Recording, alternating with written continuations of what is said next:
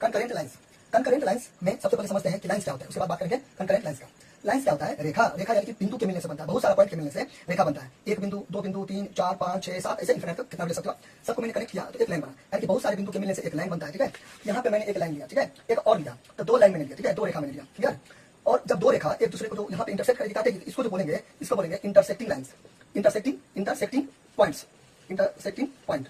क्यों intersect? Intersect क्या है देखिए, क्या होता है? एक्स्ट्रा मतलब होता है बाहर और साइड, इंट्रा मतलब अंदर, और इंटर मतलब दो चीजों को कनेक्ट करना। तो ये एक चीज हो गया और ये दो हो गया, यानी कि इसे मैंने बोला पी, इसे मैंने बोला क्यू, इसे मैंने बोला ए, इसे मैंने बोला बी। तो यानी कि पी क्यू ये एक लकीर हो गया, यहाँ पे सब यहाँ पे दूसरे पे चला हुआ है, और ये दूसरा लकीर हो गया। तो दोनों लकीर का बीच का जो हुआ ना, इंटर हुआ, कनेक्ट कर रहे हैं ना, इसको क्या कर रहा है? कनेक्ट कर रहा है। कौन कनेक्ट कर रहा है? इस ये जगह कनेक्ट कर रहा है, इसलिए क्या हो गया? इंटर हो गया। ठीक है, सेक्टिंग यानी कि बांट रहा है, इस डंडा को दो भाग में, ये डंडा बांट रहा है, और इस वाला डंडा को ये डंडा दो भाग में बांट रहा है, यानी कि पी क्यू को ए भी बांट रहा है दो भागों में, ठीक है, और ए बी को पी क्यू बांट रहा है दो भागों में, पी क्यू को ए भी बांट रहा है दो भागों में। ये सेटिंग हो गया, ठीक है, पॉइंट यानी इस पॉइंट से बांट रहा है, तो दो चीज आया, इसलिए इंटर हो गया, और सेट का विभाजन हो रहा है, इसलिए यहाँ पे सेटिंग हो गया। ये पॉइंट है, वो पॉइंट, इसलिए पॉइंट हो गया। क्लियर?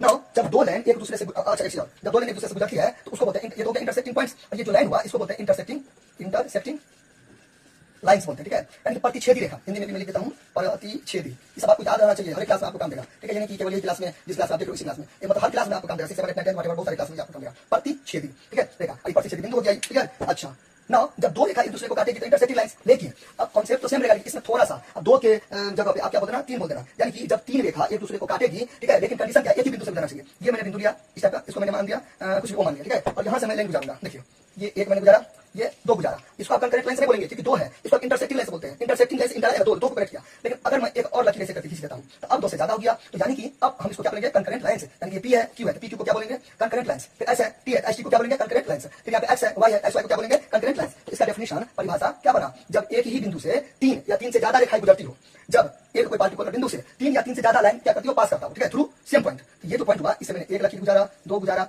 दो से ज्यादा होना चाहिए, दो नहीं होना चाहिए, दो होगा तभी कंकरेंट लाइन इंटरसेक्ट हो जाएगा। तीन गुजारा, इतना तो कम से कम हमको चाहिए क्या कंकरेंट लाइन के लिए। लेकिन मैं क्या करूंगा? तीन है तो मैं एक और गुजार, इनफिनिट गुजार सकते हैं, कितना भी। तो ये सब आप देख रहे हो, ये सब कहां से गुजरा है? कहीं से गुजरना है, इसी को बोलते हैं कंकरेंट लाइंस। यानी नतीजा क्या निकला? इसे मैं अगर समझ करूं तो ये होगा कि एक बिंदु से जब तीन लाइन या तीन से ज्यादा, 3 और more than 3 lines passes through same point, ये वाला पॉइंट से, देखिए ये तो कम से कम होगा ही, इससे ज्यादा कितना भी करें, ठीक है, इसी सबको क्या बोलेंगे? Concurrent lines. लेकिन ऐसा मत करना, इसको ऐसे करके ऐसे करके लेना, ऐसे गुजारना, ये कुछ नहीं होगा क्योंकि ये पॉइंट से नहीं गुजरना, एक ही बिंदु से गुजरना चाहिए। और इसमें जो एंगल आप देख रहे हो, सब एंगल को जोड़ के 360 डिग्री हुआ। क्यों 360 डिग्री? देखो एक बिंदु पर जो बनता है ना कोण, वो 360 डिग्री होता है, ठीक है, और एक लाइन पर जो कोण बनता है ना 180 डिग्री होता है। इसको आप RMR कर लो, यानी कि रटा मारटा। क्या कर लो? RMR यानी कि रटा मारटा। एक लाइन पर कितना, जैसे ऐसे मैंने किया, तो एक कोण ये बना, एक कोण ये बना, तो दोनों को जोड़ के 180 डिग्री होगा। फिर मैंने इसे किया, फिर तीन कोण बन गया, एक कोण, दो कोण, तीन कोण, ठीक है, बस ना इस टाइप का जो कोण होता है ना उसको हम एक तरीके से 180 डिग्री